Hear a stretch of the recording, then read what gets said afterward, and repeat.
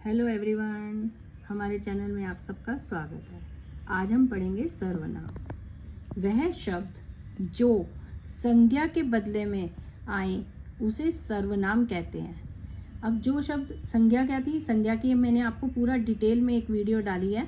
आप उसको पढ़ेंगे ना, तो आप जब उस वीडियो को, संज्ञा वाली वीडियो को पढ़ेंगे तो आपको दूसरी जगह से आपको पढ़ने की ज़रूरत नहीं पड़ेगी। वह शब्द जो संज्ञा के बदले में आए उसे सर्वनाम कहते हैं, जैसे मैं, तुम, हम, वह, आप, उसका, उसकी आदि। यह है सर्वनाम की परिभाषा। अब सर्वनाम के भेद क्या हैं? सर्वनाम के भेद ना दो तरह से पूछे जा सकते हैं।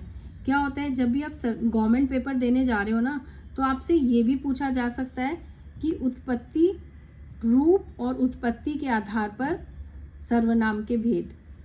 सर्वनाम के भेद ना दो तरह से पूछे जाते हैं। एक तो रूप, उत्पत्ति के आधार पर, और या फिर इस तरह से भी आपसे क्वेश्चन पूछा जा सकता है, सर्वनाम के भेद। तो जब आपसे खाली सर्वनाम के भेद पूछे जाए ना, तो आपको प्रयोग और व्याकरण के आधार पर भी सर्वनाम के भेद होते हैं, इसका आंसर देना है। और अगर आपसे पूछा जाता है कि रूप और उत्पत्ति के आधार पर सर्वनाम के भेद बताएं, तो उसके भी दो भेद होते हैं, एक मौलिक और एक यौगिक। और प्रयोग और व्याकरण के आधार पर सर्वनाम के भेद कितने होते हैं?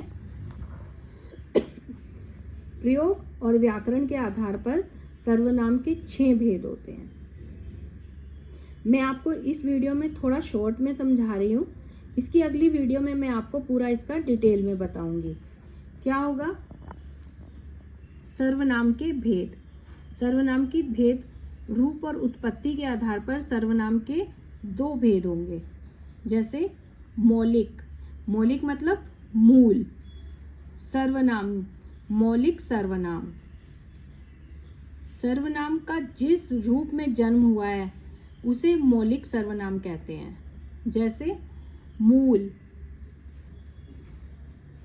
इसका अर्थ होता है मूल। इसकी संख्या 11 होती है। 11 संख्या होती है ना इसकी। मैं, तू, आप, यह, वह, जो, सो, कौन, क्या, कोई एवं कुछ। इसकी संख्या 11 होती है। अब यौगिक, यौगिक का मतलब है जो मिलकर बनते हैं या प्रभावित होकर बनते हैं, उसको बोलते हैं यौगिक सर्वनाम। जब मूल सर्वनाम पर लिंग, वचन, कारक आदि का प्रभाव पड़ता है तो उसे यौगिक सर्वनाम बनता है।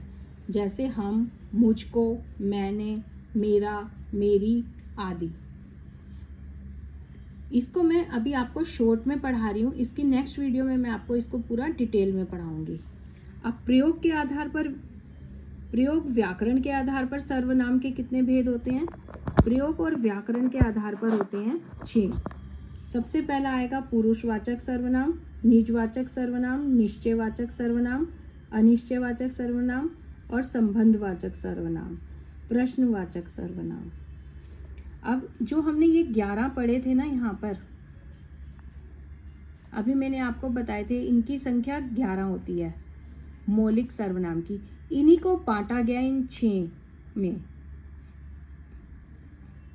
इन 6 भेदों में इनको बांट दिया हमने। पुरुषवाचक सर्वनाम में वह, तू, मैंने। निजवाचक सर्वनाम में आप। निश्चयवाचक सर्वनाम यह, वह। अनिश्चयवाचक सर्वनाम कोई, कुछ। संबंधवाचक सर्वनाम जो, सो। प्रश्नवाचक सर्वनाम कौन, क्या। तो आज हमने आपको बहुत एक शॉर्ट वीडियो आपके साथ पूरी डाली है, सर्वनाम, उसकी परिभाषा और उसके भेद। अगर आप कोई गवर्नमेंट एग्जाम देने जा रहे हैं और अगर आपसे पूछा जाता है कि सर्वनाम के कितने भेद होने हैं, तो आपने रूप और उत्पत्ति के आधार वाले नहीं बताने हैं। तब आपने प्रयोग और व्याकरण के आधार पर कितने भेद होते हैं ना, यानी कि सर्वनाम के 6 भेद होते हैं, आपने ये बताने हैं। और अगर आपसे गवर्नमेंट पेपर में पूछा गया रूप और उत्पत्ति के आधार पर सर्वनाम के भेद बताएं, तब आपने 2 बताने हैं, यौगिक, मौलिक और यौगिक। 2 भेद बताने हैं। तो आज मैंने आपके साथ एक शॉर्ट वीडियो पूरी सर्वनाम की डिस्कस की है। इसकी नेक्स्ट वीडियो में हम सर्वनाम को पूरा डिटेल से पढ़ेंगे। आप उस वीडियो को भी ज़रूर देखें। अगर आपने वो वीडियो देख ली तो आपको सर्वनाम दोबारा से पढ़ने की ज़रूरत नहीं पड़ेगी। आप हमारे को ज़रूर बताएं आपको हमारी वीडियोस कैसी लग रही हैं और हमें कमेंट करें, हमारे चैनल को सब्सक्राइब करें और लाइक करें।